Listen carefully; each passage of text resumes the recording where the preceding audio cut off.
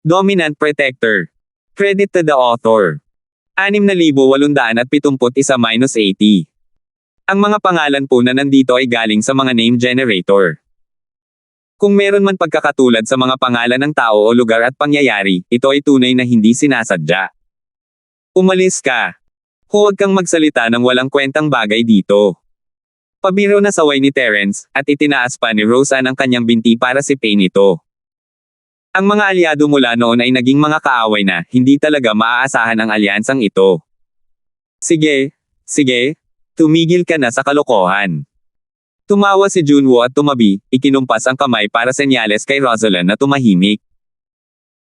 Pagkatapos ay seryoso niyang sinabi, makinig kayo sa akin, ang presidente ng Alliance of Schools ng Mystic Sea Region ay hindi pa kailanman pumunta sa Yellow Region para personal na mag-recruit ng mga estudyante, kaya tiyak na may dahilan para dito.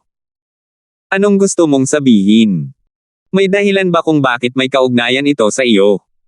Kumunat ang noo ni Rosalind at sumagot, sa tingin ko mas makabubuti kung hindi ka nalang makialam sa usapin ni Pangulong Holmes. Kung may mangyaring mali, sino ang maaaring managot? Rosalind, bigla ka nalang naging mahiyain. Isa pa, hindi ko naman sinabing gusto kong makialam sa mga bagay-bagay ni Pangulong Holmes. Sumimangot si Junwoo at nagpatuloy, sinasabi ko na ang pagpunta ni Pangulong Holmes sa karagatan ng mga ginintoang uri para mag-recruit ng mga estudyante ay maaaring isang dahilan lamang. May mas mahahalagang bagay na dapat gawin. Sa tingin mo ba hihingi ng tulong sa atin si Pangulong Holmes? Ang mga salita niya ay nakatutok kay Rosalind, ngunit ang mga mata ni Junwoo ay nasa kay Terence, halatang iniisip na nakipagsanib si Terence kay Yuntian. Okay, matalas nga ang mga mata ng lalaking ito. Kahit walang tahasang sinabi si Yuntian kay Terence, kung ikukumpara ang lahat, halos kapareho ito ng hula ni Junwoo. Ano ba ang tinitingnan mo sa akin? Wala akong alam. Inosenteng iniunat ni Terence ang kanyang mga kamay. Casual lang talaga kaming nag-uusap kanina.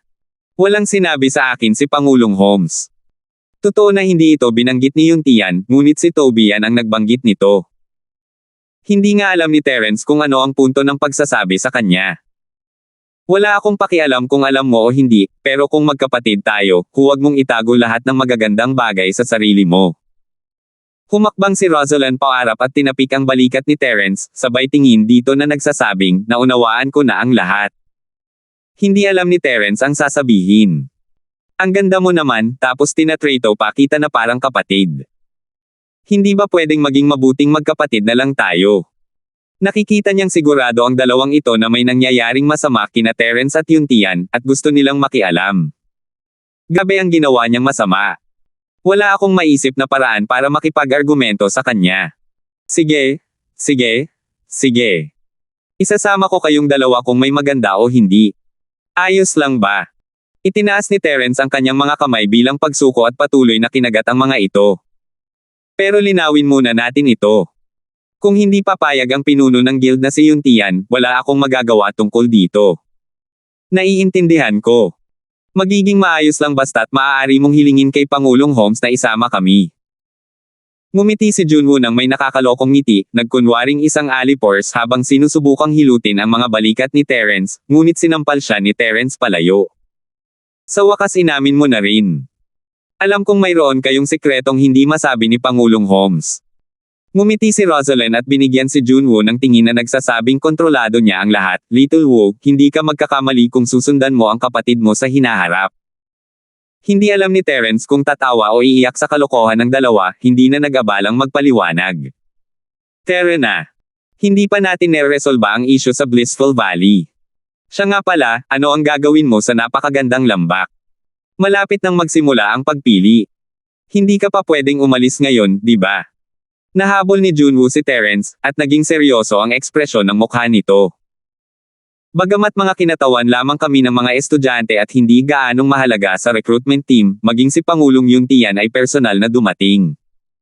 Kung wala kami sa oras na ito, magkakaroon ito ng malaking epekto sa academy. Nakakaabala naman. Hindi napigilan ni Terence ang pamulong. Plano niya sanang hindi makapasok sa selection, ngunit ipinaalala sa kanya ng mga salita ni Junwoo na mawawalan ito ng reputasyon ng paaralan sa paningin ni Yuntian. Dahil si Yungming, ang walang kapantay na asno sa bundok mula sa Clear Flow School, ang pinuno, maraming puwersa ang nakatuon sa paaralan ng Feiyang, at lahat ng ito ay dahil kay Terence. Hindi nila basta-basta maaaring sirain ang paaralan ng Feiyang para kina Zane at sa dalawa pa, hindi ba? Walang problema. Sobrang malapit sina Terence at Pangulong Holmes, kailangan lang niyang bumati. Ano pa ang dapat ipag-alala? Itinulak ng mahina ni Rosalind si Junwoo, akala niya'y walang dahilan ang kanilang pag-aalala. Napangiti ng mapait si Terence sa sarili. Sa tingin niyo ba talaga ay malapit ako kay Yuntian? Ngayon pa lang ang unang pagkikita nila, at ilang salita pa lang ang napag-usapan nila, at casual pa niya itong binati. Humingi na ako ng tulong. Hindi mo kailangang mag-alala. Magiging maayos din ang lahat pagdating sa punto. Tiyak na mareresolba ito ng maayos. Si Terence, ang taong tinutukoy, ang siyang umaalo sa 2 taong nasa tabi niya, kakaiba ang pakiramdam niya. Hindi ba dapat sila ang nagpapalitan ng pag-aalo sa kanya? Kapag kausap niya sina Junwoo at Rosalind, lagi siyang naliligaw ng hindi niya namamalayan. Sa sumunod na 2 araw, sunod-sunod na bumalik ang mga tao mula sa recruitment team ng Mystic Division. Muling nagtipon ang mga tao mula sa Feiyang College. Sa totoo lang, ayaw talagang makita ni Terence sina Norwan at Elaine. Nakakainis. Bukod sa mga miyembro ng recruitment team, ang mga estudyanteng kalahok sa pagtatasa ay nagmadali ring pumunta sa Alliance of Academies matapos matanggap ang abiso. Nagkakagulo ang alyansa ng kolehiyo sa puntong ito, at nagpasya si Terence na magtago na lang sa kanyang silid at maghintay sa balita mula kay Yifan o sa recruitment team. Lumipas ang isa pang araw, at nagsisimula ng lumiwanag ang kalangitan nang may kumatok sa pinto ni Terence. Gamit ang kanyang banal na pandama, sinuri niya at natagpuan si Elaine sa labas ng pinto. Agad na sumimangot si Terence. Terence Jr., pwede mo bang buksan ang pinto? Malumanay ang boses ni Elaine, at naging komportable ang pakiramdam ng mga tao. May gustong pag-usapan kayo ni Senior Sister. Hindi napigilan ni Terence ang pagkuskus sa kanyang nakakunot na noo. Si Elaine ay isang pabago-bagong babae, at hindi niya alam kung paano ito haharapin. Gayunpaman, nakatayo na siya sa labas ng pinto, kaya imposibleng hindi niya ito mabuksan. Ano iyon? Binuksan ni Terence ang pinto at malamig na tiningnan si Elaine, busy ako. Kung hindi naman importante, hindi mo na kailangang sabihin. Biglang natigilan ang dating nakangiting mukha ni Elaine, pagkatapos ay itinaas niya ang kanyang baba at sinabing, Terence Jr., sa tingin mo ba ay pupunta ako para makipag-usap sa iyo? Kumunat ang noo ni Terence, iniisip na ang bilis magbago ng ugali ng babaeng ito. Sa isang kisap mata lang, mula sa pagiging maamo ay naging malamig na siya. Dahil may problema, magsalita ka naman. Nakikinig ako ng todo. Ayaw makipagtalo ni Terence kay Elaine. Terence Jr. Brother, ganito ba ang pakikitungo mo sa mga bisita mo? Hayaan mong magsalita ang mga tao sa labas ng pinto. Itinaas pa rin ni Elaine ang kanyang maselang baba, mukhang medyo hindi nasisiyahan. Kahit ano paman, ako pa rin ang iyong senior sister. Naiintindihan mo ba ang kinakailangang respeto? Gustong-gusto sanang sabihin ni Terence na iginagalang lang niya ang mga karapat-dapat sa kanyang respeto, at wala ito sa listahan. Pero bilang isang mabuting lalaki, hindi siya nakikipag-away sa mga babae, kaya nagpigil siya at hinayaan itong pumasok. Maupo ka. Walang mainit na tsaa para sa iyo. May maiinom dito. Kumuha si Terence ng isang bote ng milk tea mula sa Commonwealth at inilagay ito sa mesa. Hindi niya alam kung expired na ito, ngunit ang katawan ni Elaine ay sapat na malakas para inumin ito kahit expired na ito. 6,872. Hindi ba sumama si Norwan, na laging kasama mo? Casual na tanong ni Terence. Sino ang laging kasama niya? Isa pa, huwag mong banggitin ang walang kwentang yan sa harap ko. Nagpakita si Elaine ng isang mukhang pandidiri. Tila galit na galit talaga siya kay Norwan. Walang gaanong kakayahan ang taong iyon, pero ang kakayahan niyang dumikit sa mga tao na parang plaster ng balat ng aso ay napakalakas. Mahirap siyang alisin, kaya huwag mong pag-alalahin ang senior sister. Nagtatanong lang ako, hindi mo kailangang sumagot. Pinagalitan ni Terence ang sarili niya dahil sa pagiging mapang-abala, hindi ba't maganda na nahikayat niya si Elaine na kausapin siya kanina. Sinimulan pa nga niya itong kausapin. Oo nga, huwag na nating pag-usapan ang walang kwentang yan. Kumunat ang ilong ni Elaine at kinuha ang bote ng milk tea para humigop. Nagliwanag ang mga mata niya dahil sa matapang na amoy. Medyo masarap naman. Anong problema? Pwede mo bang sabihin sa akin ngayon? Hinintay ni Terence na ibaba ni Elaine ang bote bago siya tiningnan ng walang pakialam. Ang aga mo naman akong hinanap, dapat nagmamadali ka. Aba, pwede mo nang sabihin yan. Medyo mapilitan lang. Magalang na umupo si Elaine at seryosong sinabi, nabalitaan kong hinahanap ng aking nakababatang kapatid na si Terence ang isang nawawalang kaibigan sa dagat ng Golden Class. Pagkatapos kong matapos ang aking misyon, pumunta ako sa dagat ng Golden Class at nakakita ng ilang kakaibang tao na papasok at palabas ng isang lambak malapit sa baybayin. Sa tingin mo ba ay may kaugnayan ito sa taong hinahanap mo? Totoo ba ito? Nagbago ang mukha ni Terence. Kung nasa dalampasigan iyon, maaaring may kaugnayan ito sa masayang insidente sa lambak. Nasaan ang lambak na iyon? Maaari bang ikwento sa akin ni Senior Sister Lee ng detalyado? Kapag kailangan mo ang tulong ko, dapat mo na lang akong tawaging Senior Sister Lee. Kanina lang, ang lamig-lamig mo na parang ang dami kong utang na loob sa'yo sa mga spirit crystals. Agad na napalitan ng sama ng loob ang mukha ni Elaine, at napuno ng mga itim na guhit ang noo ni Terence. Hindi ka nandito para sabihin sa akin ang balita, kundi para gumawa ng isang bagay na magpapabago ng mukha, tama ba?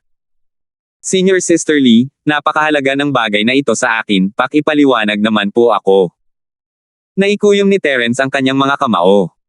Kung mahahanap lang niya ang mga nakaligtas sa lambak nang hindi pumupunta sa dagat, hindi na sana kailangang magpagod sina Hersen at Yvonne para maghanda. Ang tanging bagay na hindi maintindihan ni Terence ay ang lambak. Napakaraming tao ang ipinadala ni Yvonne para maghanap sa lugar, kaya hindi niya dapat pinalampas ang kahit ang Hidden Valley.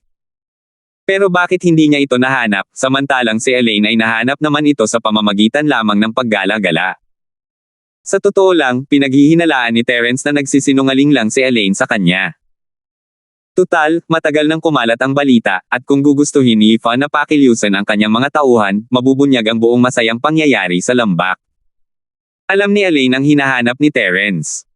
Gayunpaman, mas gugustuhin pang paniwalaan ito ni Terence kaysa hindi. Kung mayroon mang palatandaan, hahawakan niya ito ng buong lakas hanggang sa mailigtas niya sina Zane at ang iba pa. Nakakabagot naman, hindi ka man lang makapagsalita ng kahit ilang magagandang salita. Tinitigan ng mapang akit ni Elaine si Terence. Manhid na si Terence sa bilis ng pagbabago ng ugali nito. Tahimik lang siyang pinagmasdan nito. Kalimutan mo na, sasabihin ko sa'yo, ha? Hindi ko lang kasi masabi sa'yo ang lokasyon ng lambak. Iniunat ni Elaine ang kanyang hintuturo at tinapik ang kanyang baba. Tumangala siya na parang iniisip, paano kung ganito, dadalhin kita sa lugar na iyon, ano sa palagay mo? Mahahanap ko ang ruta kung pupunta ako roon ng mag-isa. Sige, aalis na kami agad. Sabi ni Terence habang sinenyasan si Elaine na lumipat. Totoo man o mali ang bagay na ito, kailangan niya itong kumpirmahin mismo ng sarili niyang mga mata bago siya makasiguro. Kung gagamitin ba o hindi ni Elaine ang pagkakataong ito para magtakda ng bitag para sa kanya, hindi nag-aalala si Terence. Tutal, hindi naman ito ang paaralan ng Feyang. Lahat ay lumabas para kumetawan sa paaralan at walang sino man ang lalaban sa harap ng napakaraming tagalabas. Nagbibiro ba siya? Kung talagang ginawa nila iyon, hindi sila mapapatuloy ng Feyang College pagbalik nila sa kolehiyo, anuman ang pinagmulan ni Elaine. Higit sa lahat, ang sariling lakas ni Terence ay sapat na upang madaling mapigilan sina Elaine, Norwan, at ang iba pa. Isang bitag. Hindi pa rin alam kung sino ang magiging malas sa huli. Napakaintindi mo, Junior Brother Terence. Ayos lang sa akin, sasamahan kita kahit kailan. Nakangiting tumayo si Elaine at dahan-daang lumabas, sabay sabing, may isang bagay akong kailangang linawin muna. Kung sasakay tayo sa ating mga lumilipad na spirit beast, aabutin ito ng kahit kalahating araw. Ang biyahe pabalik-balik ay aabutin ng isang araw, kaya hindi ito maituturing na pagkaantala. Ano ang gustong sabihin ni Senior Sister Lee? Sandaling tumigil si Terence, sa tingin mo ba ay walang saysay ang maghapong paglalakbay pabalik-balik? Sa katunayan, kung sasabihin mo sa akin ang pangkalahatang lokasyon, mahahanap ko ito ng mag-isa. Kung nasa mahirap na lokasyon siya, maaari pang gumamit si Terence ng teleportation formation para bumalik at bumalik na magbibigay sa kanya ng mas maraming oras. Sa kasamaang palad, kinailangan pang maghanap ni Elaine hanggang doon kaya hindi niya magamit ang teleportation formation. Walang direksyon si senior sister. Kung hindi ko makita ang tanawin sa kalsada gamit ang sarili kong mga mata, hindi ko rin matindaan kung nasaan ito. Magiging katakataka kung mahahanap mo ito kung sasabihin ko sa iyo. Tinakpe ni Elaine ang kanyang bibig at humajejek. Gustong-gusto sanang itanong ni Terence kung maluwag ba ang tornilyo niya. Hindi ba't mas mabuting panatilihin ang mayabang na ugali niya? Terence Jr. Brother, ang ibig kong sabihin ay kailangan nating umalis ng kahit isang araw. Hindi papayag si Elder Guan, at maaaring tawagin ni Pangulong Yuntian ang recruitment team anumang oras. Naunawaan ni Terence ang ibig sabihin ni Elaine. Nabanggit na nina Junwo at Rosalind ang paksang ito dati. Noong panahong iyon, para lamang kay Terence na naghahanap kina Zane at sa iba pa ang mga ito. Ngayong umalis na si Elaine kasama niya, mas magiging komplikado ang mga bagay-bagay. Kung hihingi siya ng pahintulot kay Waga, malamang na hindi ito papayag. Ang ibig sabihin ng senior sister Lee ay, inisip ni Terence kung plano ba niyang pumunta sa loob ng ilang araw.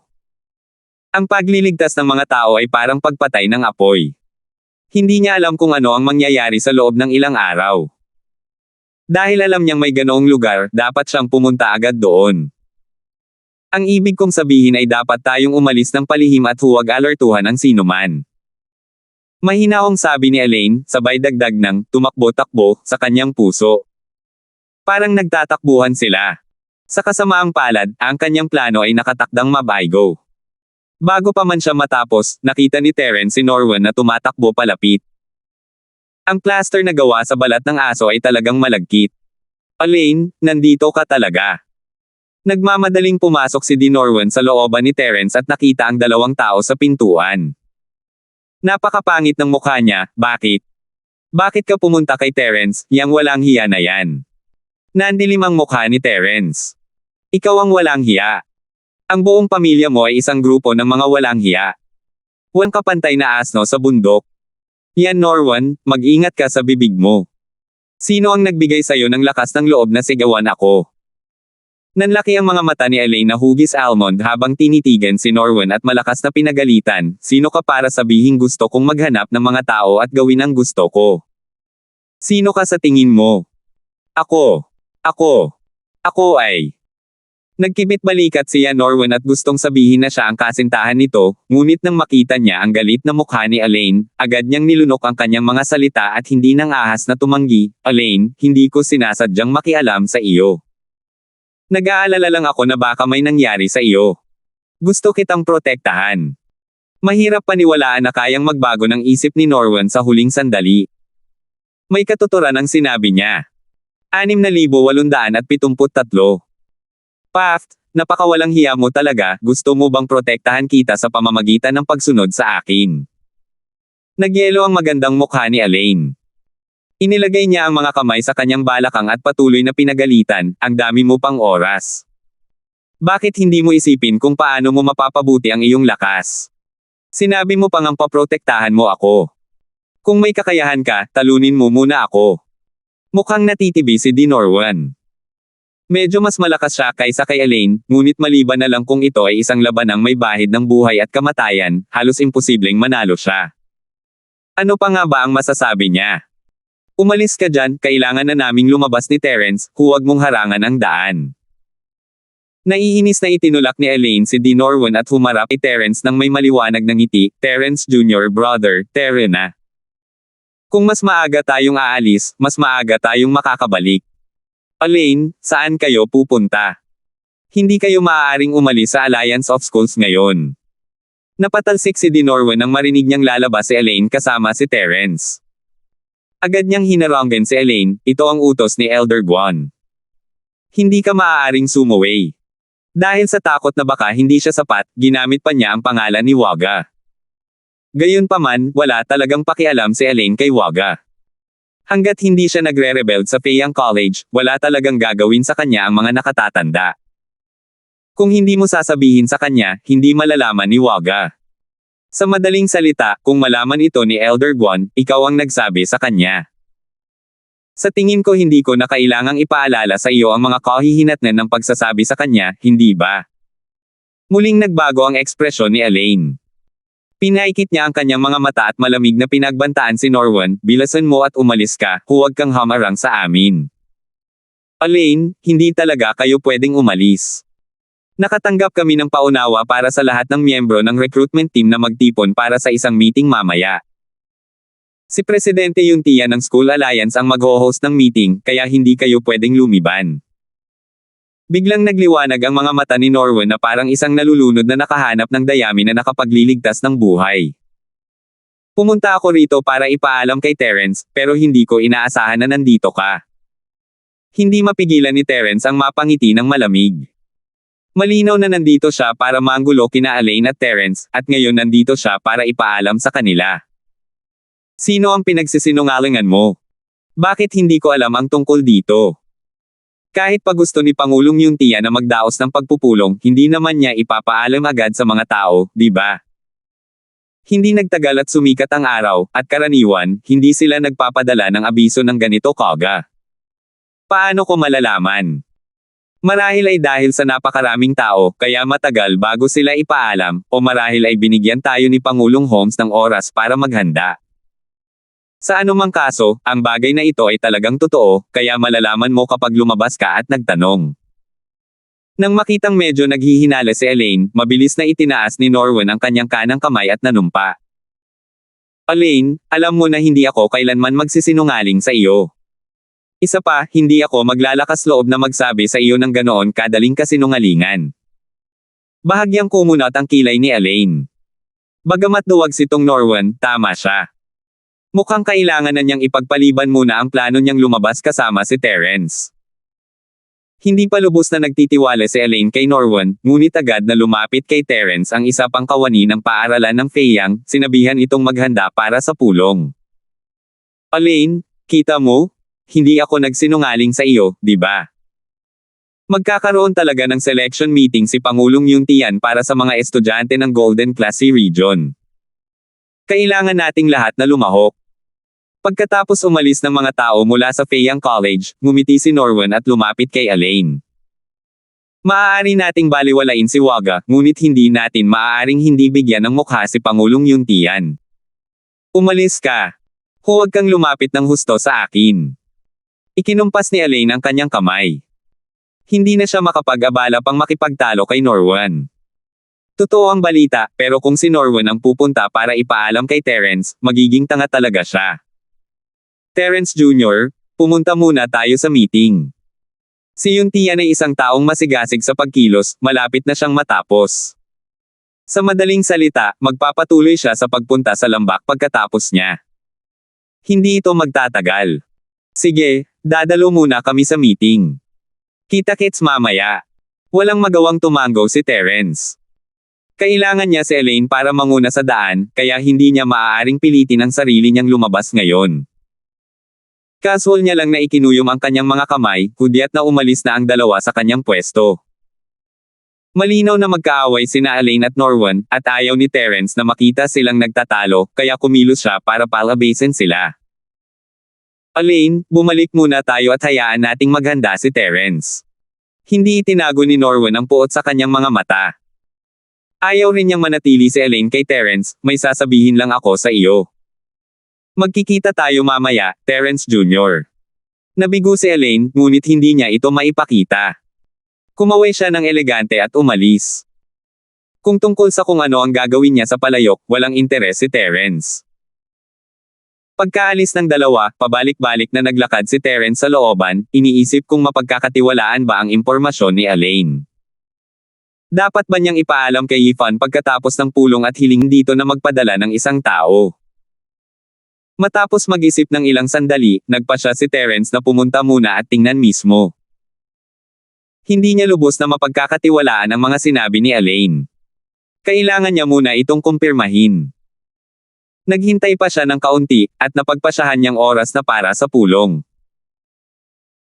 Ang Yellow Division C Academy Alliance ay mayroong isang bulwagan na espesyal na inihanda para sa ganitong uri ng pagpupulong na kayang maglaman ng halos 1,000 tao ng sabay-sabay. Akala ni Terence ay maaga siya, pero punong-puno na ang bulwagan pagdating niya. Karamihan sa mga kinatawan ay naroon na. Terence, bakit ang tagal mo?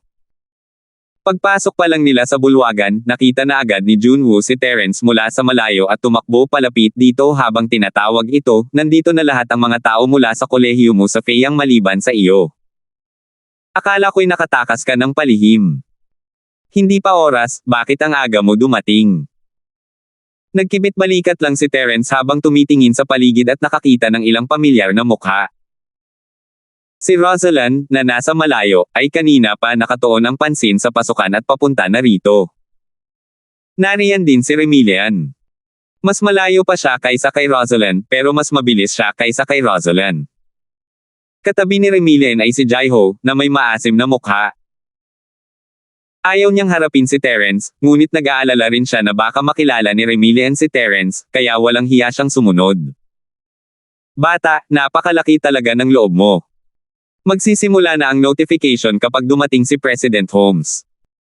Kung talagang maghihintay ka hanggang doon bago dumating, tingnan mo kung hindi ka matatalo ng instructor ng team mo. Nakangiting sabi ni Junwoo. Dumating na sina Remilian at Rosalind.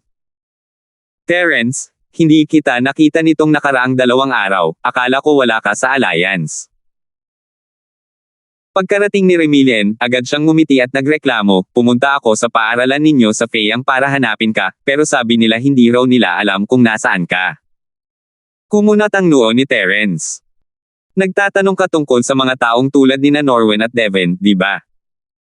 Mga kaaway niya ang mga ugok na ito, nakakapagtaka kung sasabihin nila sa kanya ang balita. 6,874. Palagi akong nasa Alliance of Academies. Noong nakaraan, hindi pa dumarating ang academy ninyo, kaya nagtago ako. Kaya nga hindi kita nakita. Tumawa ng matamlay si Terence. Hindi naman siya nakahiwalay, pero ayaw niyang lumabas. Wala siyang ganang makipag-usap sa mga tao bago niya lutisin ang problema kina Zane at sa iba pa. Hoy, Terence, ikaw lang ang nag-aakto na parang isang malaking boto rito, pati ang mga taga-Feyang School ay nandito rin. Biglang pinutol ni Rosalind ang usapan ni Terence at Remilian, itinakwil ka na ba ng mga tao sa Feyang College? Bakit hindi ka nalang lumipat sa Spirit Flight College natin? Paano maihahambing ang Lingfei College mo sa kay Terence? Isa iyon sa mga top-tier sub-tier schools, dapat sana ay lumipat si Terence sa isa sa top 3 kung gugustuhin niya. Agad na sinimulan ni Junwoo ang pang-araw-araw niyang pakikipagtalo kay Rosalind, ngunit agad din niyang iniba ang usapan, pero sa totoo lang, kung gusto mong lumipat ng paaralan, maganda kung pupunta ka sa aming Morning Star Mystic Division School. Magandang magkapatid tayo. Paf, walang hiya. Ang paaralan mo sa Morning Star Mystic ay hindi mas maganda kaysa sa paaralan natin sa Lingfei, bakit naman doon papasok si Terence? Sinaman siya ng tingin ni Rosalind at agad na sumagot, huwag kang mawala ng tiwala. Kung hindi ka kumbinsido, lalabas tayo at magsasanay. Ngumiti si Terence, hindi sila magkaklase, at hindi niya alam kung maganda ba iyon o hindi. Magiging masaya sana kung magkasama sila. Gayunpaman, ano ang ibig nilang sabihin sa pagsasabing inilipat na siya sa ibang ospital? Sino ang nagsabing aalis na siya? Sige, tumigil ka na. Hindi ako pinapaalis ng mga taga-Feyang College, at wala rin akong planong lumipat sa ibang kolehiyo. Humakbang si Terence para paghiwalayin ang dalawa at ngumiti kay Remilian, ang 2 taong ito ay mahilig magbiro. Hindi mo sila kailangang pansinin. Terence, narinig ko na ang paaralan mo ay nasa malaking problema, at dahil iyon sa iyo. Normal lang na ma-exit ka, hindi mo kailangang umakto na parang walang nangyari. Hindi natuwa si Jaiho na kausap ni Terence si Remilian, kaya't pinutol niya ang sasabihin, ang isang taong walang hiya na tulad mo ay malas kahit saang academy ka papasok. Sa tingin ko, mas mabuting bumalik ka na sa North Island mo sa lalong madaling panahon. Napataas ang kilay ni Terence nang mapagtanto niya ito. Tila kumalat na ang balitang nakipag-ugnayan si Yongming sa lahat ng maharlikang pamilya upang harapin ang paaralan ng Feyang, kaya naman ginamit ni Junwoo at ng iba pa ang paraang ito upang ipahayag ang kanilang pag-aalala para kay Terence. Jaiho, walang mag-iisip na pipi ka kung hindi ka nagsasalita, pero kung gusto mong magsalita, lumayo ka. Kinakausap namin si Terence, anong ginagawa mo? Nanlaki ang mga mata ni Rosalind, at muntik na siyang magalit. Lumayo ka rito hanggat maaari, kung hindi ay huwag mong sabihing hindi ko hinarap si Remilian. Hindi mo ako kailangang pagmukhaan. Wala akong kinalaman sa kanya. Mabilis na ikinumpas ni Remilian ang kanyang kamay, natatakot na baka hindi maintindihan ni Terence ang kanyang mga sinabi. Terence, mag-usap tayo sa gilid. Sige, sabi niya. Nagulat si Terence. Tumanggaw siya kina Junwoo at Rosalind bago naglakad papunta sa pinto kasama si Remilian. Gusto sanang sundan sila ni Jaiho, ngunit hinaranggan siya ni Junwoo at Rosalind. Nakatingin lang siya kina Terence at Remilian na nag-uusap. Mamatay ka, ano ba ang gusto mong sabihin? Huwag kang mag-alala, naglagay na ako ng soundproof harang dito. Nahulaan ni Terence na magsasalita si Remilian tungkol sa mga chismis na narinig niya, tungkol sa gulo sa paaralan ng Feiyang, o tungkol sa investigasyon ni Terence sa Blissful Valley. Wala lang yon. Gusto ko lang itanong kung mapapahamak ka kung gusto ng Clear Flow School na makipag-ayo sa Feiyang School.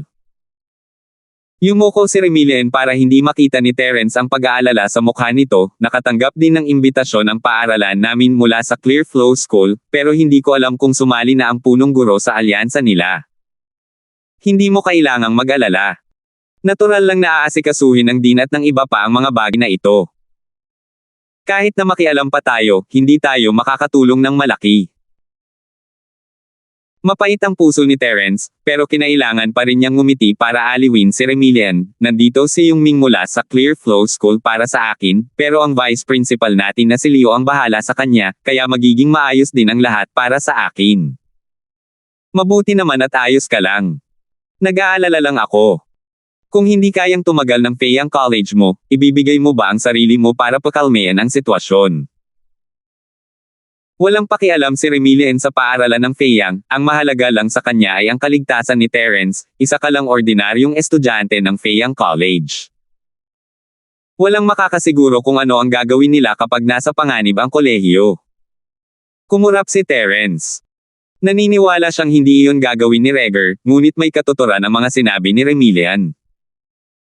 Kung talagang nauwi ito sa buhay kamatayan para sa paaralan, kahit hindi isuko ni Reger si Terence, hahayaan kaya ni Terence na masira ang paaralan ng may malinis na konsensya. Naroon sina Natalie, Jinmo, ang magkapatid na Merong, si Reger, ang tapat na dean, at si Rose Anshu, na nakangiting parang bulaklak at isa ring senior sister, at iba pa.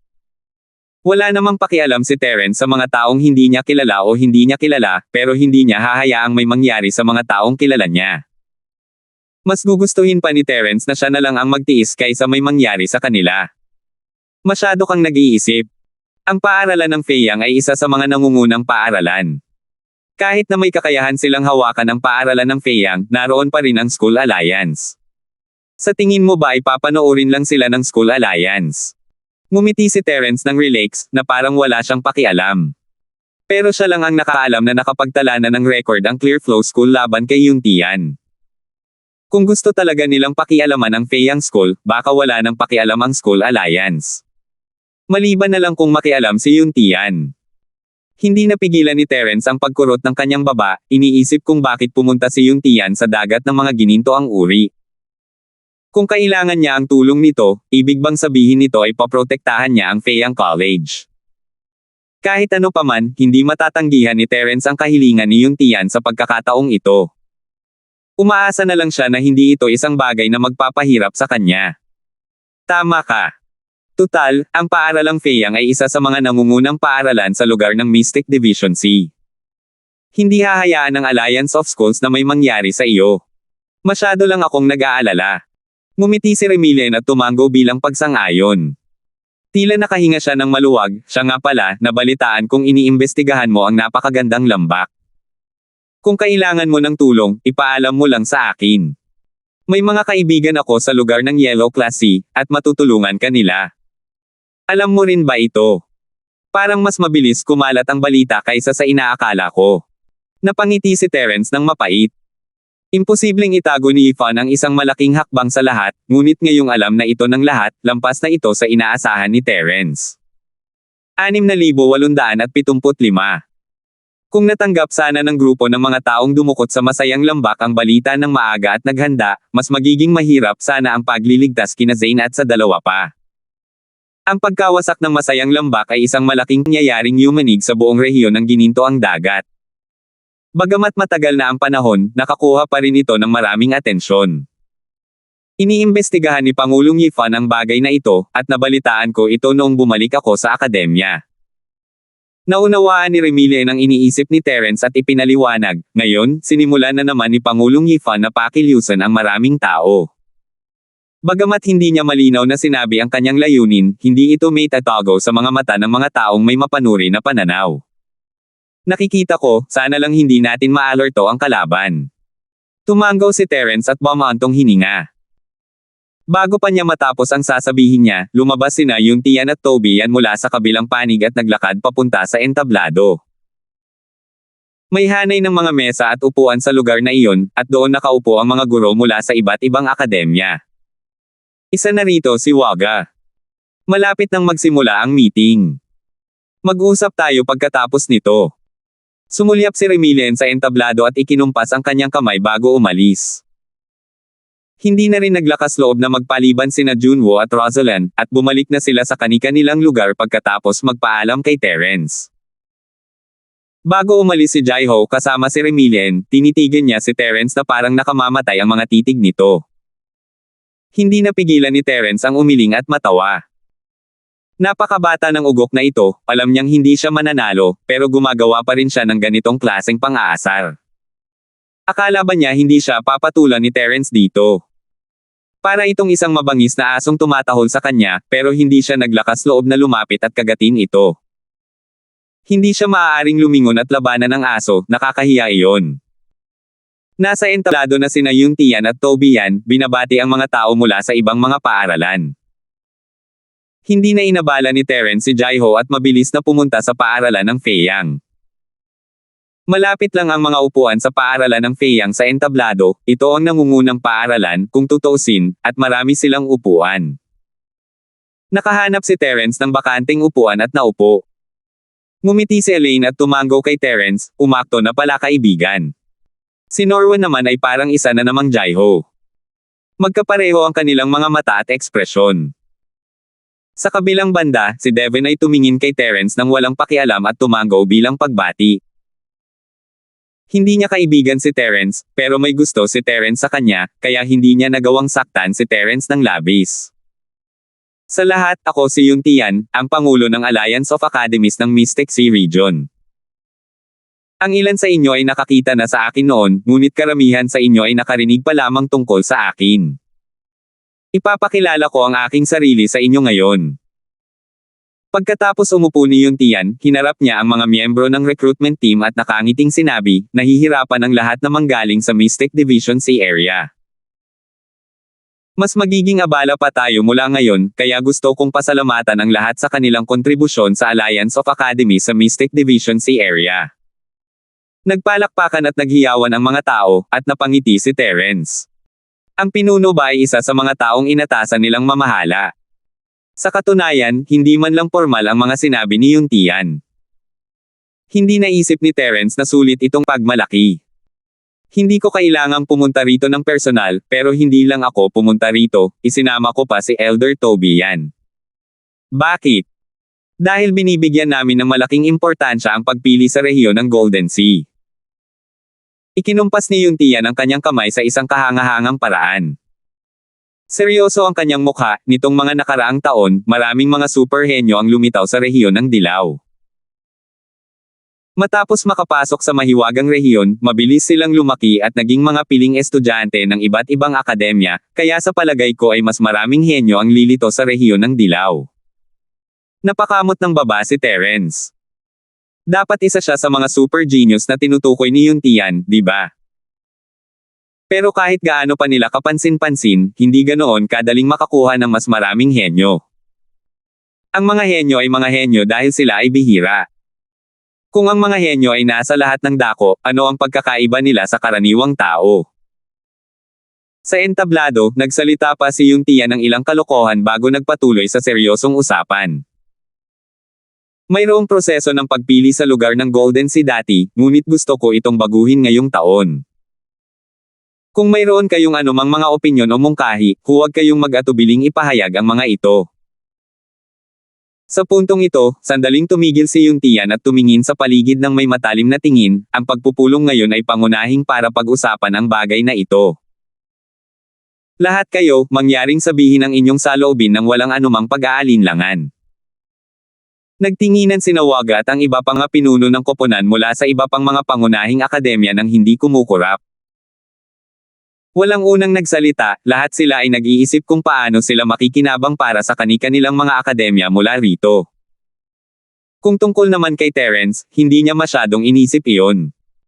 Si Waga at ang iba pang mga pinuno ng koponan ang magdedesisyon para sa ganitong bagay. Wala siyang dapat ipag-alala. Gayunpaman, kahit na ang mga taong ito sa ibaba ng rostrum ay walang karapatang gumawa ng mga desisyon, ang kanilang mga pribadong talakayan ay hindi naging malabo. Di nagtagal, isang mahinang ugong ang umalangaw-ngaw. Casual na kinuha ni Yuntian ang kanyang tasa ng tsaa at dahan-daang humigop, na nag-iwan ng sapat na oras para makapag-usap ang iba. Sa sandaling iyon, lumitaw si Ifan sa pinto. Hindi siya direktang pumasok, bagkus ay yumuko ng may paggalang. Pangulong Holmes, ako si Ifan. Nandito ako para iulat ang sitwasyon ng mga trainee. Tuloy. Bahagyang tumango si Yuntian at ibinaba ang kanyang tasa. Hinintay niyang lumapit si Ifan bago nagpatuloy sa pagtatanong, kumusta? Sabihin mo ng detalyado. Susundin ng nasasakupang ito ang iuutos mo. Ikinuyom ni Ifan ang kanyang mga kamao at muling yumoko. Pagkatapos ng maingat na pagyuko, sinabi niya, may kabuoang 3,127 katao ang nagparehistro para sa pagpili sa pagkakataong ito. Sa kasalukuyan, 3,089 na katao na ang nakarating dito. Hindi pa alam ang dahilan ng iba pang mga taong hindi pa nakakarating. Minadali ang pagtitipong ito, kaya normal lang na may mga taong lumiban. Bukod pa riyan, 1% lang ng mga tao ang lumiban. Hindi naman ito malaking bagay. Ngumiti si Yuntian ng may kasiyahan at tumango kay Ifan, magaling ang ginawa mo. Hanggat maayos mong naayos ang pagpiling ito, malaki ang maitutulong mo. Salamat sa iyong papuri, Pangulong Holmes. Tiyak na mas pagsisikapan ko pa ang matapos ang misyon. Mukhang tuwang-tuwa si Ifan, na para bang napakahalaga sa kanya ng papuri ni Yuntian.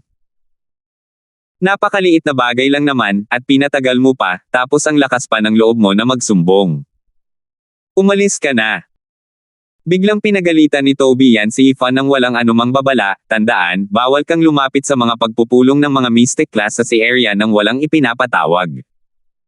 Medyo natigilan ang lahat, pero agad din silang nakaramdam ng ginhawa. Tutal, lahat ng naroon ay mula sa recruitment team mula sa Mystic Division.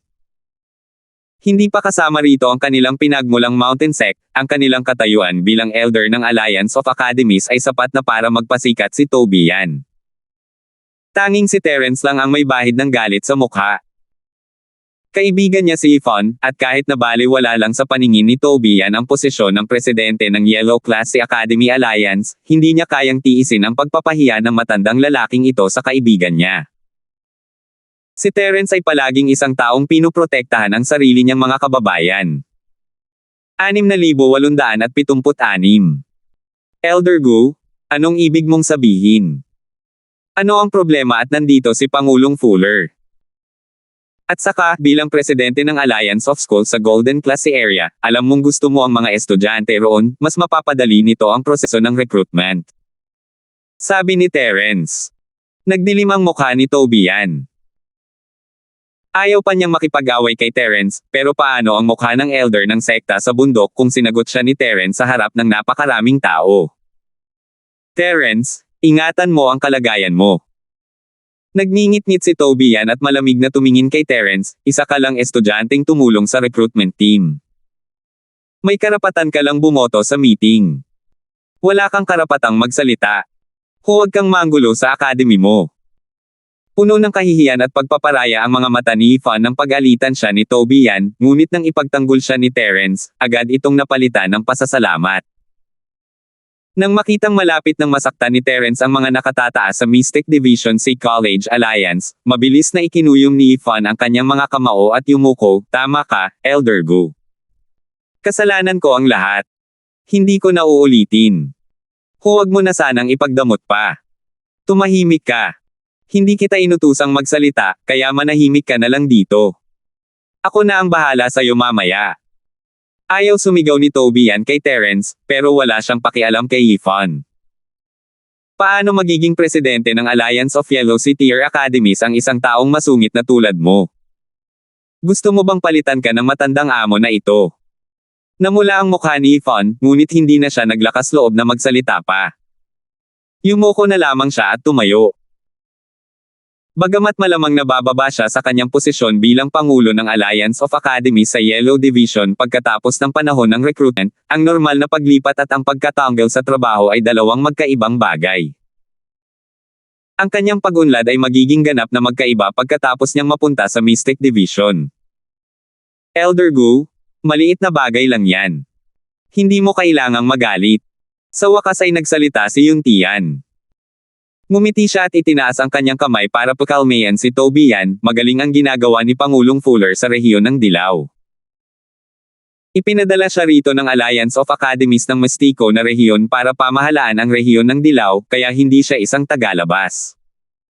Hindi naman nararapat na dumalo siya sa pulong. Natigilan si Terence. Sinusuportahan ni Yuntian si Ifan.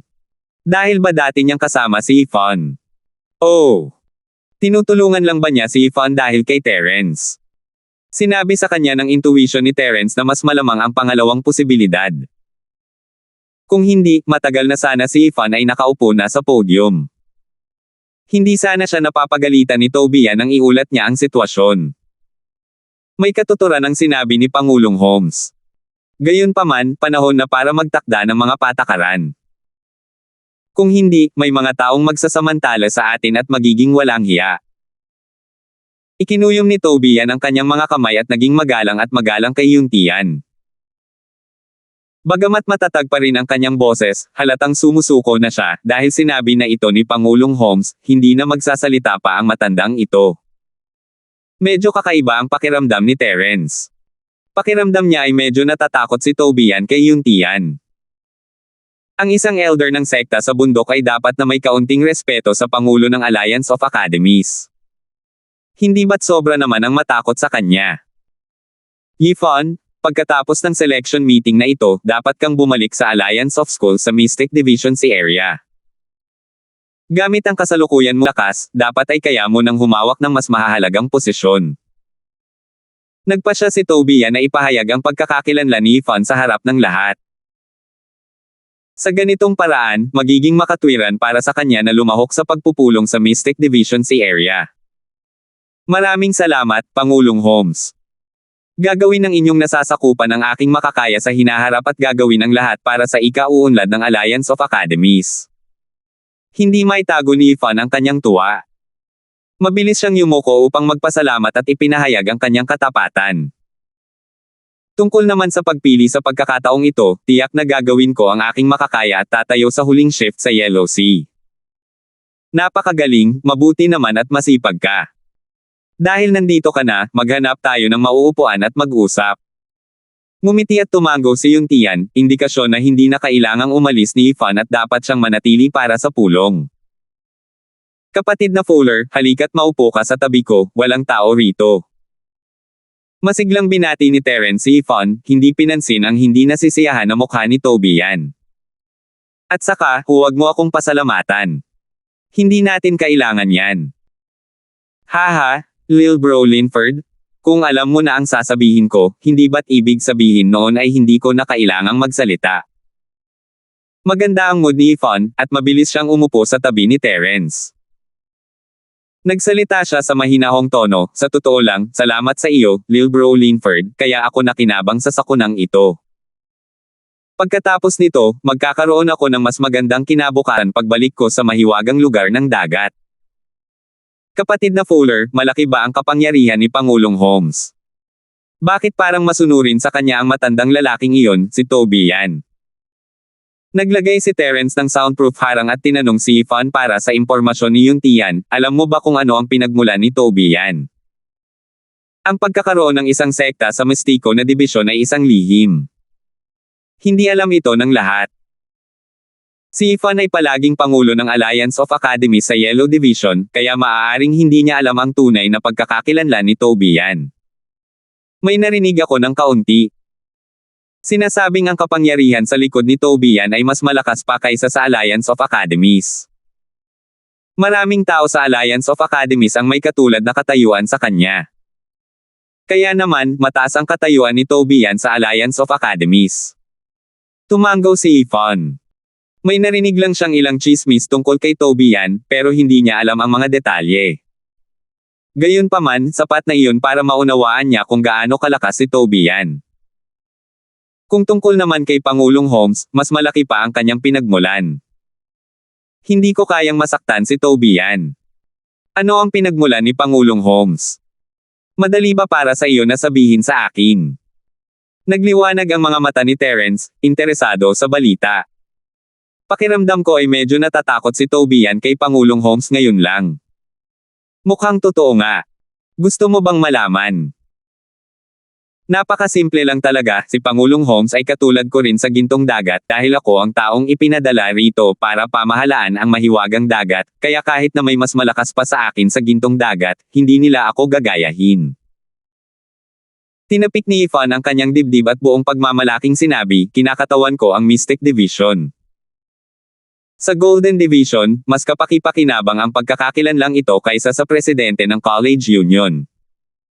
Walang sino man ang maglalakas loob na saktan ang kinatawan ng Mystic Division.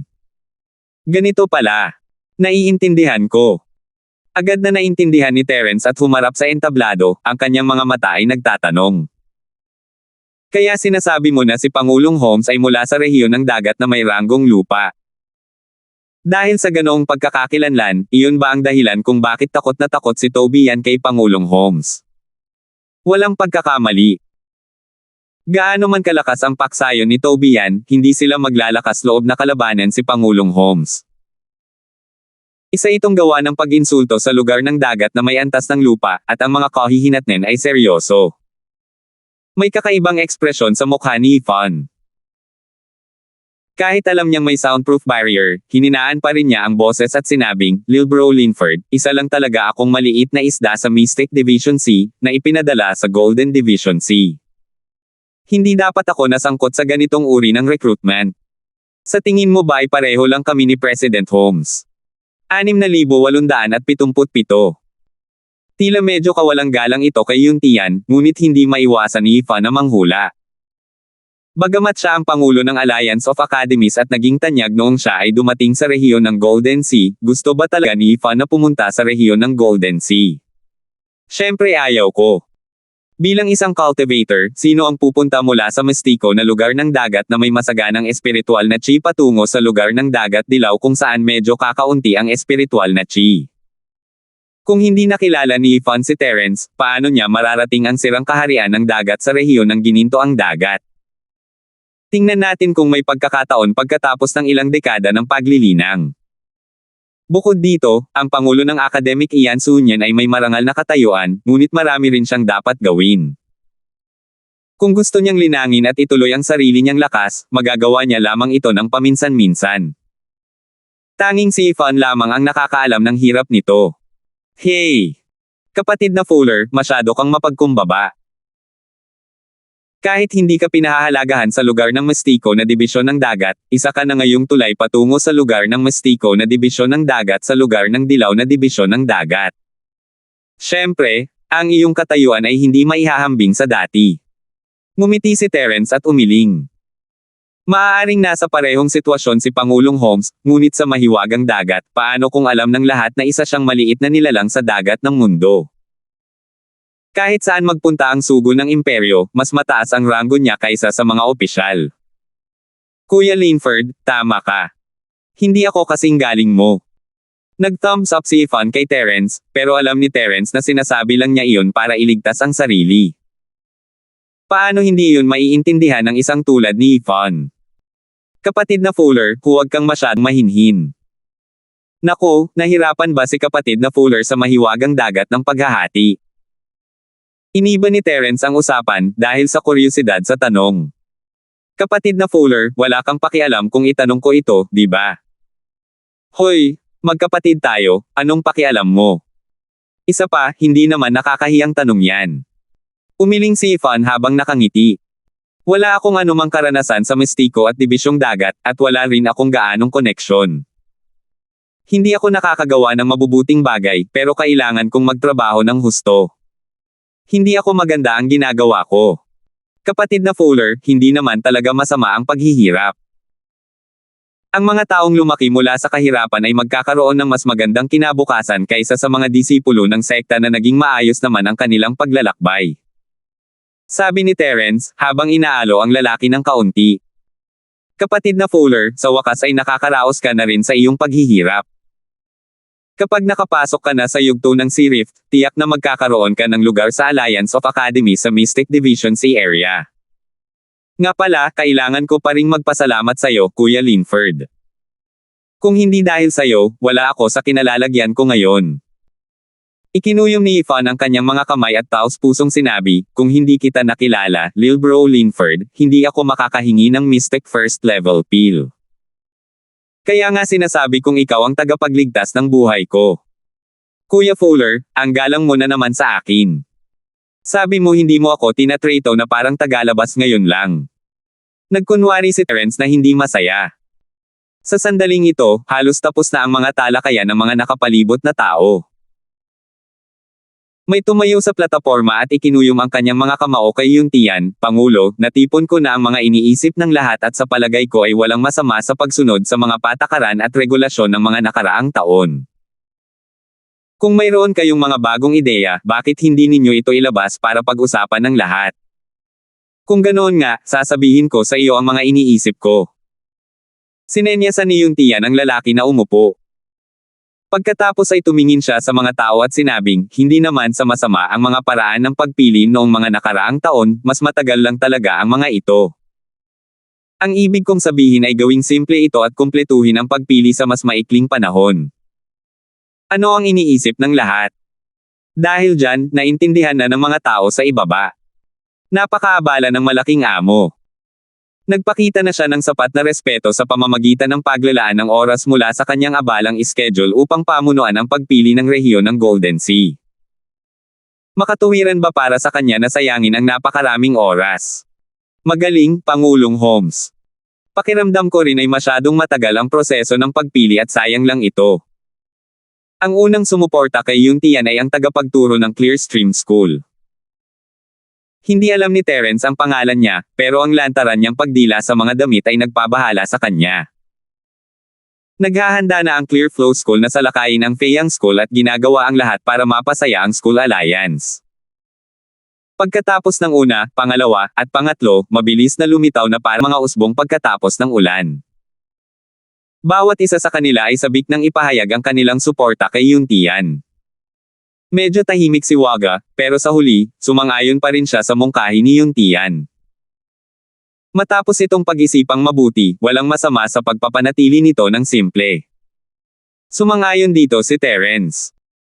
Kung sakaling matapos ng mabilis ang pagpili, magkakaroon siya ng mas maraming oras para harapin ang masayang insidente sa valley.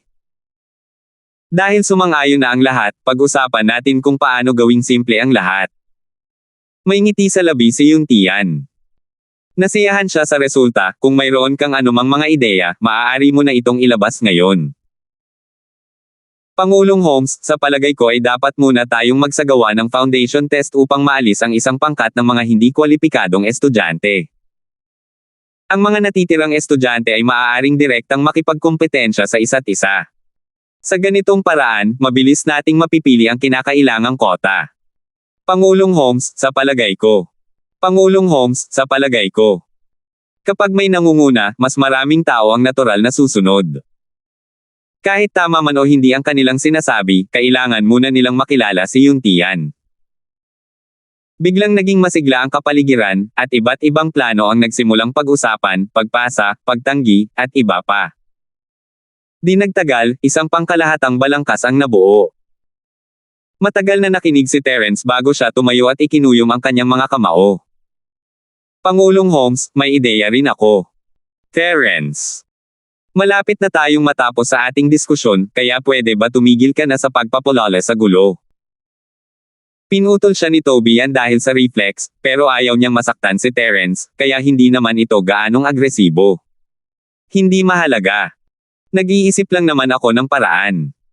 Hindi pa naman napagdesisyonan yan. Ngumiti si Yuntian at ikinumpas ang kanyang kamay, senyales kay Terence na magpatuloy.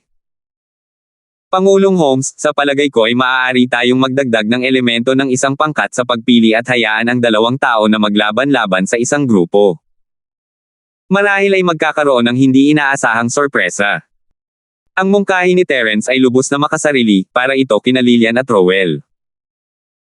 Binigyan niya sila ng pinasimpleng kasanayan sa pakikipaglaban nang ipadala niya sila palabas ng Mystic Division C. Para maging eksakto, ito ay isang pinasimpleng kasanayan sa pakikipaglaban gamit ang magkasanib na pag-atake. Kapag nagtulungan silang dalawa, mas malakas ang kanilang puwersang naipapatupad. Hindi ito isang pormasayo ng labanan, kundi isang pinagsamang teknik sa pakikipaglaban na kayang magpakita ng mas malakas na kapangyarihan sa pakikipaglaban kaysa sa isang pormasayo ng labanan. Dahil sa lakas ni Rowell at Lillian, hindi nila kailangang mag-alala na hindi makapasa sa selection, ngunit nais ni Terence na gawing mas madali ito para sa kanila. Kalokohan. Kailan nagkaroon ng two-man team competition ang selection? Kung ang isang eksperto ay nagdala ng isang mahinang kasama at nanalo, kailangan pa ba nating bigyan ng pwesto ang mahinang kasama na iyon? Nagdilim ang mukha ni Toby yan at agad siyang tumutol. Terence, dapat kang umupo at maging tahimik na tagapakinig, huwag kang lumabas at manggulo. Elder Gu, paano ako nagkakaproblema? Kung talagang may sitwasyon na katulad ng sinabi mo, nangangahulugan lang ito na makatwiran ang komposisyon ng kanilang koponan. Ano ang problema sa pagbibigay ng mga pwesto? Gantihan ni Terence ng malamig na ngiti. 6,878. Pagkatapos ay bumaling si Terence kay Yuntian, Pangulong Holmes, mula ngayon, ang pagtutulungan ay magiging mas mahalaga kaysa sa pakikipaglaban ng mag-isa. Sa tingin ko, ang pagpili ng koponan ay napakahalaga para sa akademya at sa mga estudyante. Sa pamamagitan ng isang katuwang na makakatrabaho mo ng maayos, maaari mong ilabas ang mas malakas na kapangyarihan sa pakikipaglaban. Kalokohan. Terence, huwag mong isipin na magagawa mo ang gusto mo rito dahil lang sa matagal na tayong magkaibigan. Huwag mong sisihin ang matandang ito sa pagiging bastos kung patuloy ka pa ring magsasalita ng kalokohan. Patuloy na kinokontra ni Toby yan si Terence. Hindi niya alam kung bakit, pero gusto niya lang labanan si Terence tuwing makikita niya ito. Gusto niyang ayusin ang problema nila ni Terence pansamantala, pero hindi tumigil ang bibig niya. Elder Gu, masyado kang magalang. Hindi ko kailanman naramdaman na matagal na tayong magkaibigan, at ayokong magkaroon ng anumang relasyon sa iyo, kaya hindi mo kailangang maging magalang sa akin. Ngumiti si Terence at itinuro ang daliri kay Toby yan. Elder Gu? Teka, tingnan ko kung gaano kakabastos. Ang matandang mukha ni Toby yan ay kasing itim ng ilalim ng isang palayok. Bumaba at tumaas ang kanyang dibdib, at halos sumabog siya. Kung hindi lang dahil sa takot niyang mabunyag ni Terence ang kanyang negosyo, ginawa na sana niya ito noon pa. Elder Gu, huwag kang magalit. Umupo ka at mag-usap. Sinubukan ni Yuntian na pakalmayan ang sitwasyon, inalo si Toby yan at sinabihan si Terence na itigil na ang pang-aasar sa matanda.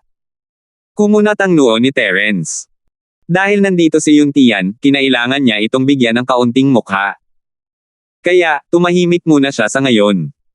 Alam ni Toby yan na hindi niya masasamantala ang sitwasyon, kaya nagpa siya siyang sumuko at umupo muli. Sa totoo lang, sa tingin ko maganda ang mungkahi ni Terence. Mula ngayon, mas mahalaga ang isang pangkat na may mahusay na pagtutulungan kaysa sa isang estudyanteng lumalaban ng mag-isa. Gagamit tayo ng dalawang pangkat para sa pagpili. Iyon lang. Walang naganap na diskusyon o talakayan. Direktang ipinahayag ni Yuntian ang kanyang saloobin. Pagkatapos, mapagkunwari niyang sinabi, lahat, bumoto tayo para magdesisyon kung dapat ba nating ipasa ang mungkahi ni Terence. Walang sino man dito ang tanga. Dahil nasabi na ito ni Yuntian, kung hindi nila susuportahan ang mungkahi ni Terence, labag ito kay Pangulong Yuntian. Sino ang kakalabanin si Yuntian? Kamatayan ba ang hinahanap mo?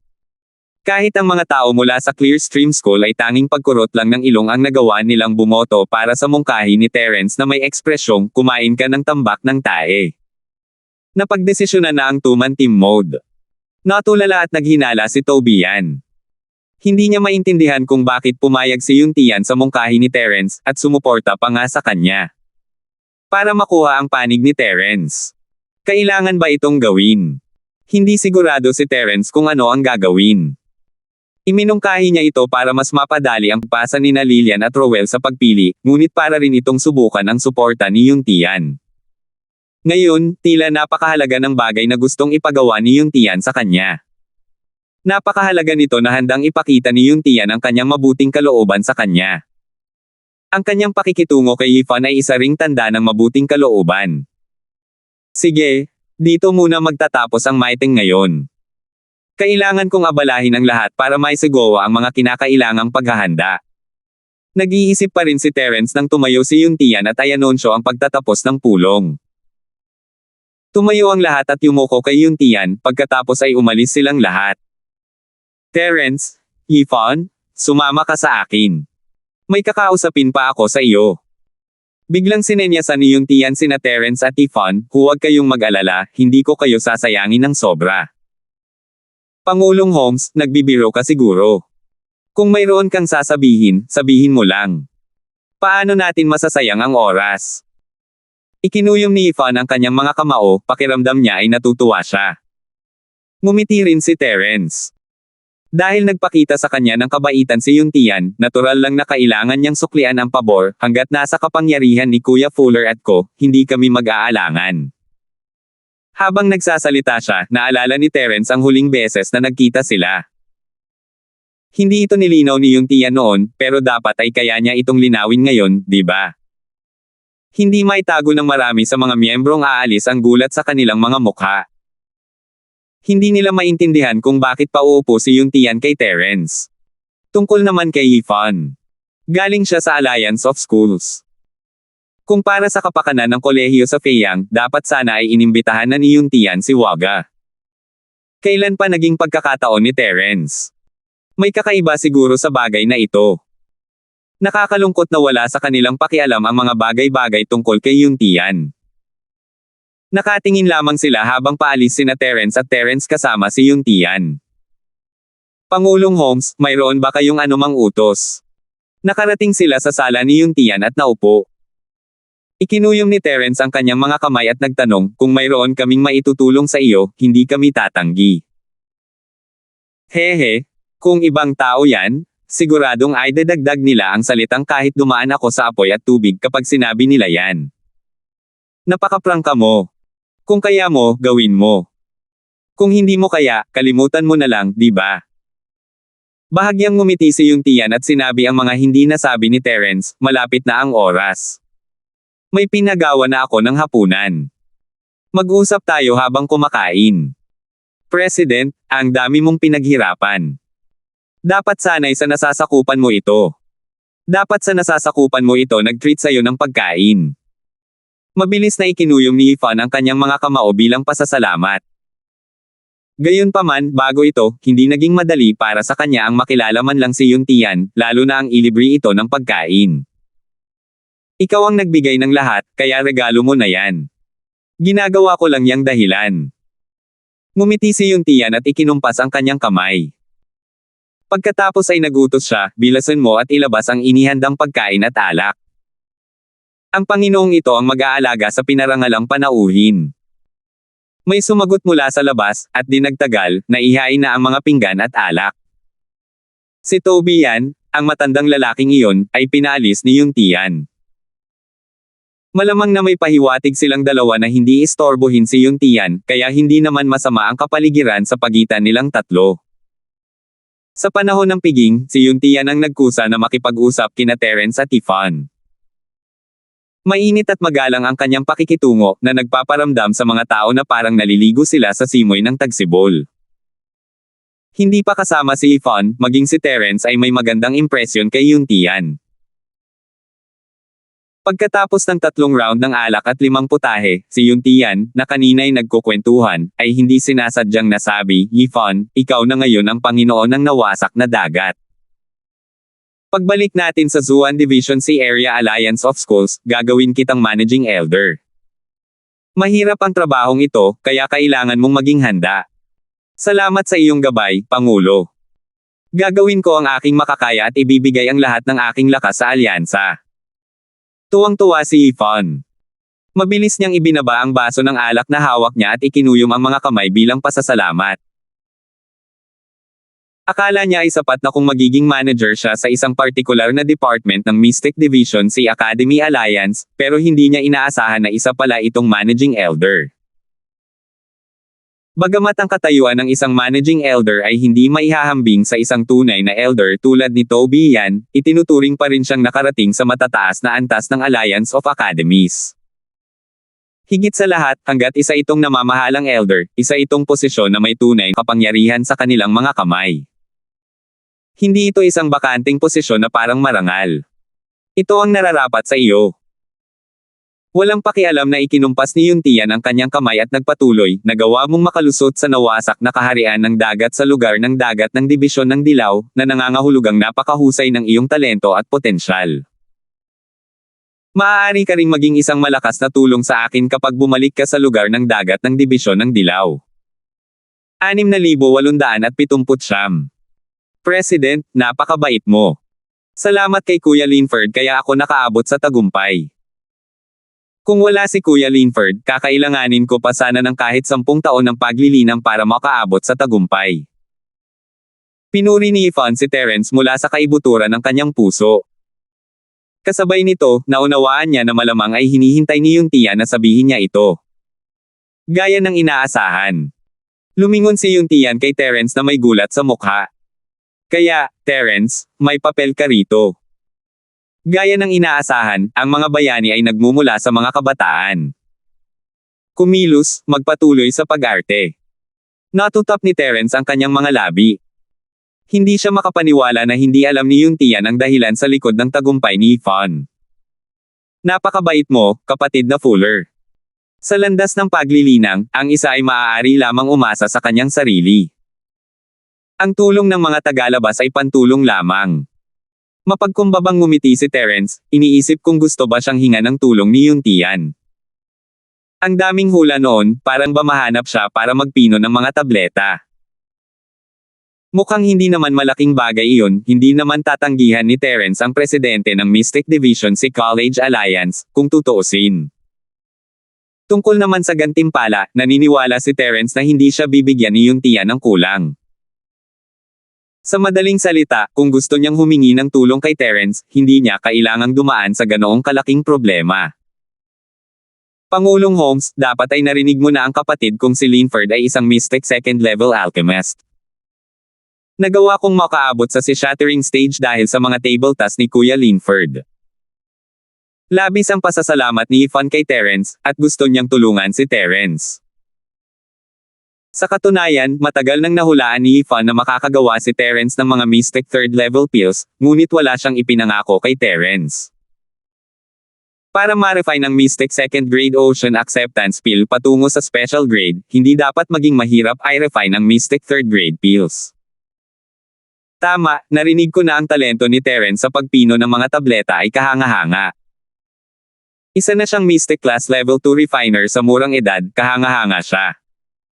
Dapat ay Master Linford ang tawag ko sa iyo. Hindi itinago ni Yuntian ang kanyang paghanga kay Terence, iniisip ko kung nasubukan mo na bang gumawa ng Mystic third level pill dati, Master Linford. Kung makakarating ka sa Mystic third grade sa edad na ito, tiyak na magiging isang malaking kaganapan ito na yayanigan ang mistiko na dagat. Pangulong Holmes, napakabait mo. Tungkol naman sa pagpino ng Mystic third level pills. Kakailanganin ba ito ni Pangulong Holmes? Kung mayroon lang akong recipe at mga sangkap para sa pills, susubukan ko sanang gawin ito. Ngumiti si Terence nang may pagpipigil, at sa mahinahong paraan ay ipinangako ang kanyang pangako. Kasabay nito, sinabi niya kay Yuntian ang kanyang saloobin. Kung gusto mong humingi ng tulong sa akin, sige, pero kailangan mong ihanda ang recipe at mga sangkap. Hahaha. Talagang kakaiba si Master Linford. Ang ganitong uri ng tiwala sa sarili ay hindi kayang taglayin ng mga ordinaryong tao. Tumawa ng malakas si Yuntian. Pagkatapos, sinabi niya ng may bahid ng pananabik, Master Linford, alam mo ba ang tungkol sa void pill? Mistikadong ikatlong antas na tableta, Pildores ng Kawalan. Nalagpasan niya ang kawalan at pumailan lang sa kalangitan. Ito ay isang tableta upang mapataas ang pagkakataong makapasok sa yugto ng pagsira ng langit. Papasok na ba si Pangulong Holmes sa yugto ng pagsira ng langit? Nagulat si Terence, at naging seryoso ang kanyang ekspresyon. Hindi niya makita ang tunay na lakas ni Yuntian, ngunit lumabas na nasa yugto na siya ng pagwasak ng langit. Tama si Master Linford. Sa totoo lang, nasa ganap na antas na ako ngayon ng kaharian ng paghahati ng dagat, o sa halip, nasa kalahating hakbang na kaharian na ako ng pagsira ng langit. Matagal na akong natigil dito at halos walang progreso. Umiling si Yuntian habang nakangiti ng mapait. Tulad ni Ifan, ang pag-akyat sa yugto ng pagwasak sa langit ang pinakadirektang paraan para makabalik siya sa lugar ng dagat na may antas ng lupa. Gayon din, kung gusto niyang makaakyat sa yugto ng pagsira sa langit, hindi siya makakakuha ng tulong mula sa lugar ng dagat na may antas ng lupa. Kailangan niyang humanap ng paraan para sa kanyang sarili. Hindi naman sa walang Mystic Third Level Alchemist sa Mystic Region, pero walang nang ahas na gumawa ng Void Pill para kay Yuntian. Bagamat isa itong Mystic Third Level Pill, ang hirap gawin nito ay maihahambing sa isang Mystic Fourth Level Pill. Madali lang sana para sa isang taga-refine na sumisira ng langit na gawin ito, pero para sa mga hindi sumisira ng langit, kahit ang mga taga-refine na nasa ika-4 na antas ng Mystic ay hindi maglalakas loob na gawin ito, lalo na ang mga nasa ikatlong antas ng Mystic, dahil sa takot sa negatibong reaksyon. Desperado na si Yuntian. Alam niya ang panganib, ngunit gusto pa rin niya na tulungan siya ni Terence. Hindi nakakapagtaka na gustong pinuhin ni Pangulong Holmes ang Void Pill. Ang pagkakaroon ng Void Pill ay tunay ngang makapagpapataas ng malaki sa iyong tsansa na umasenso. Bahagyang tumango si Terence, iniisip kung dapat ba siyang tumulong. Alam ni Terence na kung hindi siya mag-iingat sa Void Pill, magdurusa siya sa negatibong epekto ng puwersang sumisira ng Void, ngunit hindi siya nag-aalala. Kapag nililinis ang mga tableta gamit ang Shenlong Cauldron, magiging perpekto ang lahat. Halos walang posibilidad na mabaygo. Bukod pa rito, sa tulong ng molditang bagay na iyon at kaunting pag-unawa sa mga batas ng kalawakan, hindi dapat magkaroon ng anumang panganib sa pagpino ng Void Pill. Nagpasya si Terence na tumulong matapos itong pag-isipan ng ilang sandali.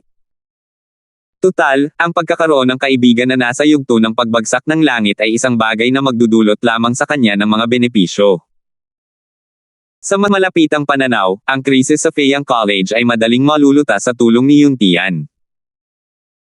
Sa hinaharap kapag si Terence at ang iba pa ay pumunta sa dagat ng uri lupa, mas ligtas sila sa tulong ni Yuntian.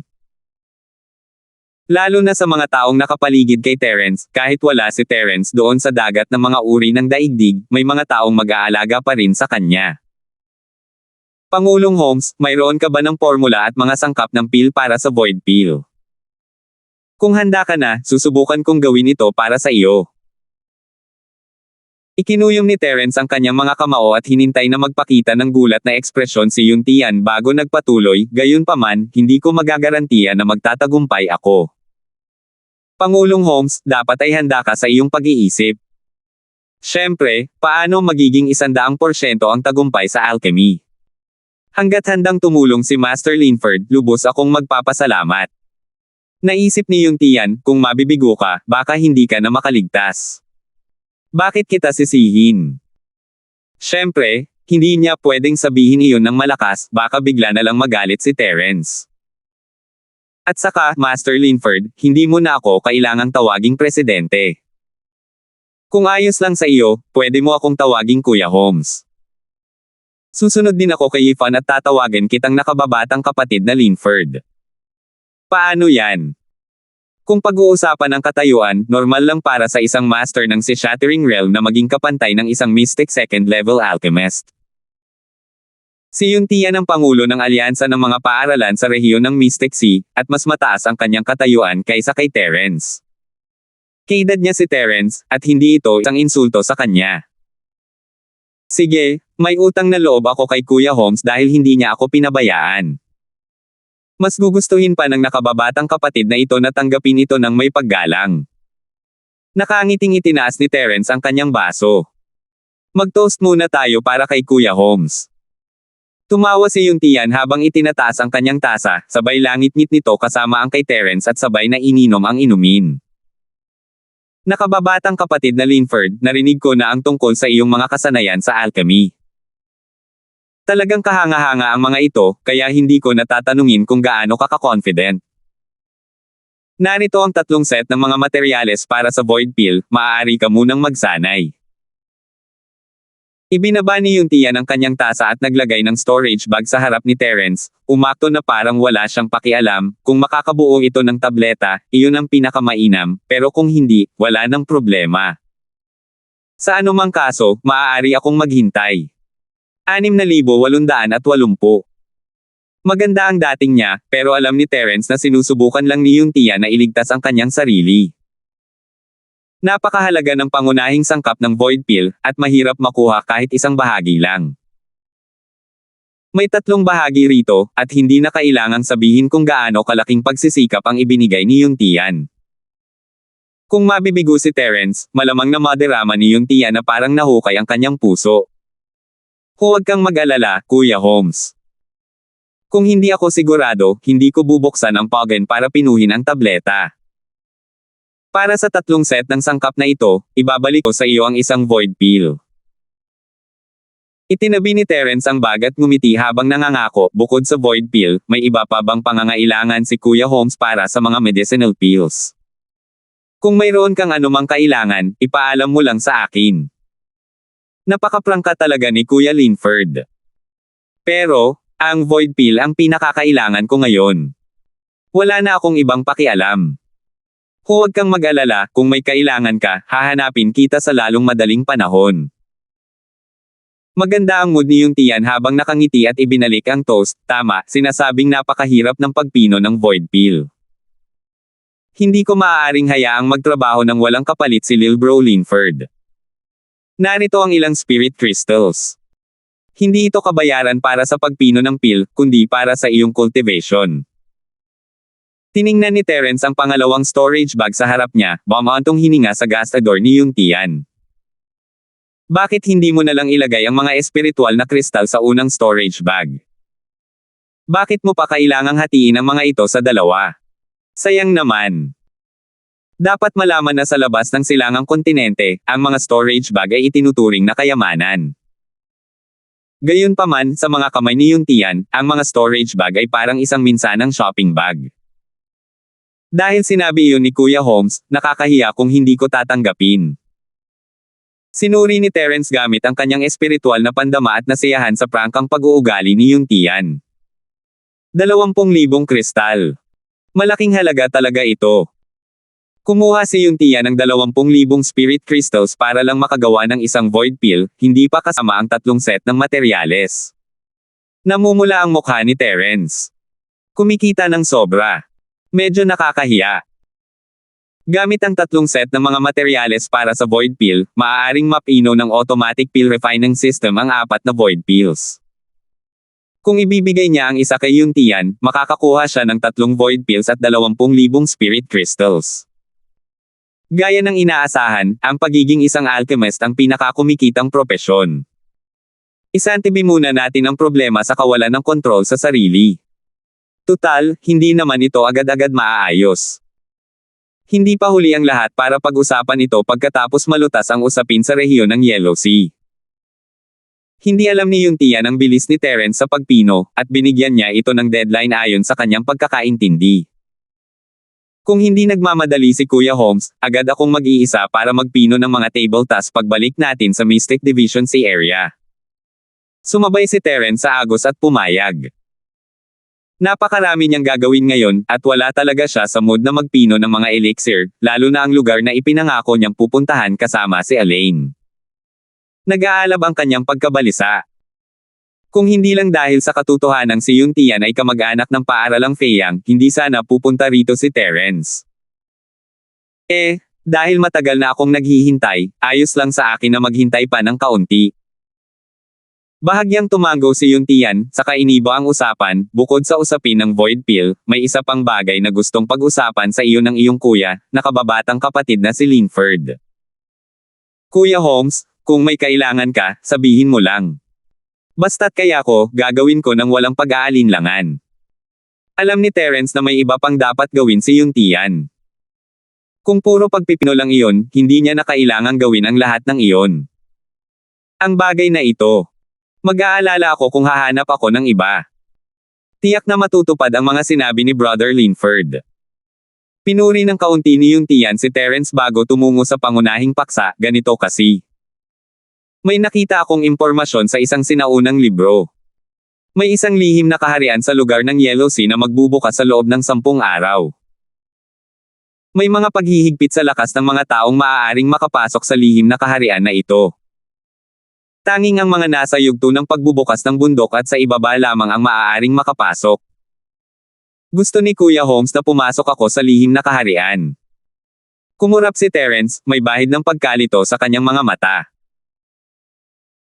Kung para lang limitahan ang lakas ng mga nasa yugto ng paghahati ng bundok at sa ibaba, kapatid na Holmes, dapat ay marami kang angkop na kandidato sa ilalim mo, tama ba?